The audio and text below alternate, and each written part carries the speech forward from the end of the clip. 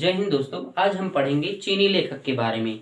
इसके पहले हमने पढ़ लिया था यूनानी लेखक के बारे में। आज हम पढ़ेंगे चीनी लेखक के बारे में और साथ ही अरबी लेखक के बारे में। ज़्यादा हैं ही, साथ ही जो फेमस हैं उन्हें ही पढ़ लेंगे, साथ ही उनकी पुस्तकों के बारे में भी पढ़ लेंगे। तो चीनी लेखक के बारे में हम स्टार्ट करेंगे। चीनी लेखक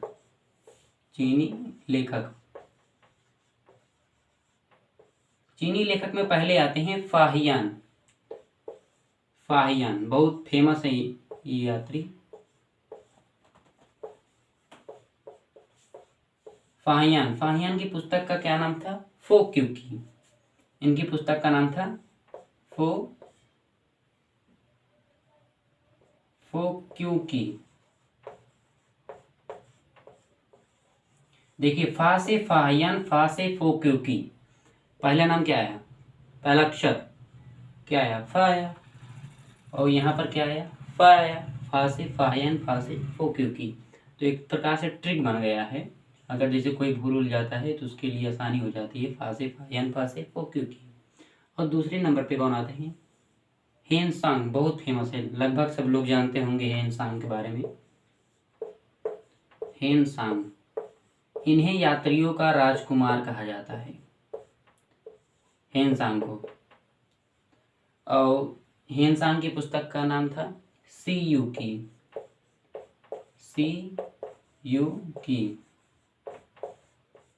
अब देखिए, हेनसांग में सा आया, साया आया। हेनसांग में सा आया, साया आया। हेनसांग सा, सीयूकी। और फाहियान में सा आया नहीं है ना, तो हम कह सकते हैं हेनसांग सीयूकी और फाहियान फोक्यूकी। और तीसरे नंबर पे कौन आते हैं? इत्सिंग। हम हेनसांग के बारे में थोड़ा और जान लेंगे। हेनसांग के बारे में 3-4 जीके और बन सकते हैं। हेनसांग जब ये कहाँ का रहने वाला था? ये चीन का रहने वाला था।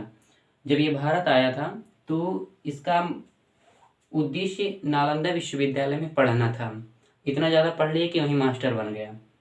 ऐसे हर जगह होता है। दिल्ली यूनिवर्सिटी में जो गोल्ड मेडलिस्ट होते हैं तो वहीं पढ़ लिख कर प्रोफेसर जैसे अन्य पद पा जाते हैं। तो ऐसे हेनसांग भी वहीं पढ़ लिख कर मास्टर हो गया। हेनसांग जब भारत आया था तो नालंदा विश्वविद्यालय के कुलपति कौन थे? बहुत पूछा जाता है।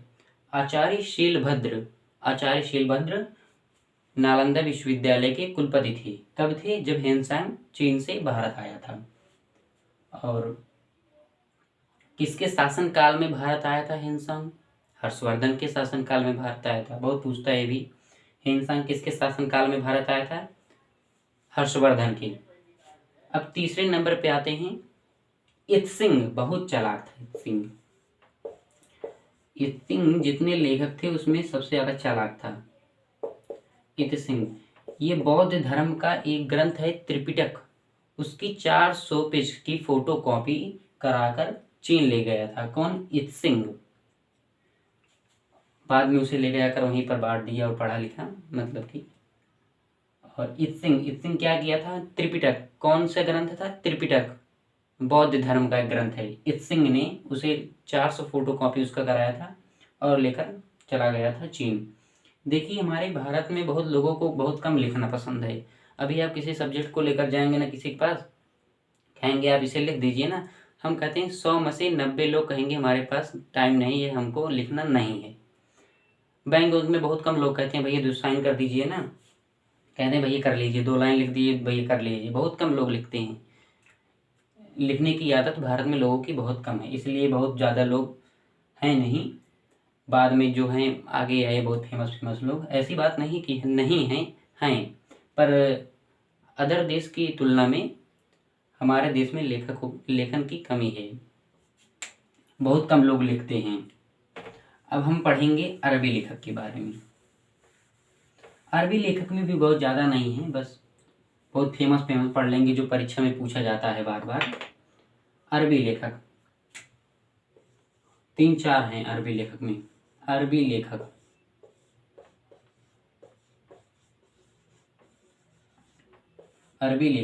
लेखक में पहला आते हैं अल-बरूनी।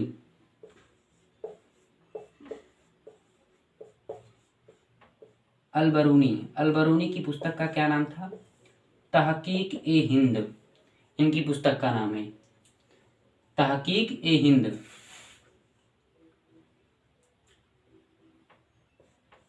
तहकीक, इसे किताब उल हिंद भी कहा जाता है। तहकीक ए हिंद को ये भी पूछा जाता है। तहकीक ए हिंद, तहकीक ए हिंद। तहकीक ए हिंद जो है ये अरबी भाषा में लिखा गया है। तहकीक ए हिंद को अगर हम हिंदी भाषा में समझें तो इसका मतलब होता है भारत की खोज। भारत की खोज किसने नामक पुस्तक किसने लिखा था? अलबरूनी ने लिखा। तहकीक ए हिंद नामक पुस्तक किसने लिखा था? अलबरूनी ने लिखा था। किताब उल हिंद नामक पुस्तक किसने लिखा था? अलबरूनी। मतलब तीनों एक ही है। अगर कंपटीशन में या फिर पेपर में अलग अलग जगह पर पूछ सकता है तहकीक ए हिंद किसने लिखा था, या फिर किताब उल हिंद ने किसने लिखा था, या भारत की खोज नामक पुस्तक किसने लिखा था, तो हम कहेंगे अलबरूनी ने लिखा था। दूसरे नंबर पे आते हैं अल मसूदी। अल मसूदी, अल मसूदी। देखिए जो ये मुस्लिम लोग होते हैं इनका नाम बहुत ऊटपटांग होता है। मध्यकालीन भारत में जाएंगे तो और भी ऊटपटांग नाम मिलेंगे, पर हमें याद करना है। अल मसूदी की पुस्तक जो थी ये किस पर डिपेंड थी? मानसून के बारे में। जो भारत में मानसून कैसा होता है उस पर डिपेंड थी इनकी पुस्तक, मानसून के बारे में। मानसून,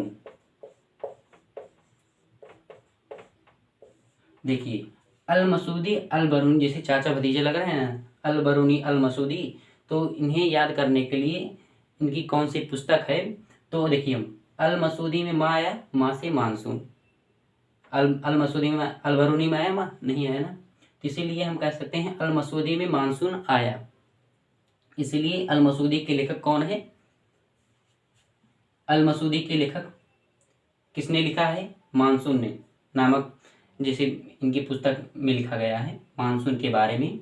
और तीसरे नंबर पे आते हैं अब्दुल रज्जाक।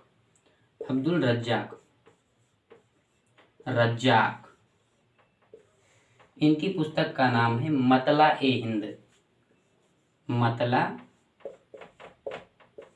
मतला ए हिंद। मतला हिंद की पुस्तक किसने लिखा है? अब्दुल रज्जाक। और चौथे नंबर पे आते हैं इब्न बतूता।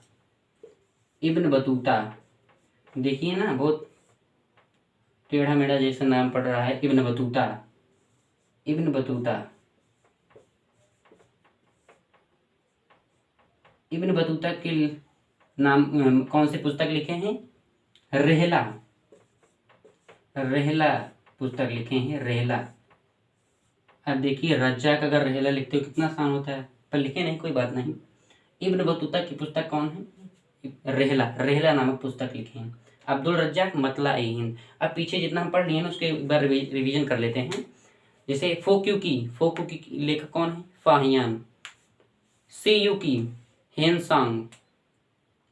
हेनसांग जब भारत आए थे तो नालंदा विश्वविद्यालय के कुलपति कौन थे? आचार्य शीलभद्र।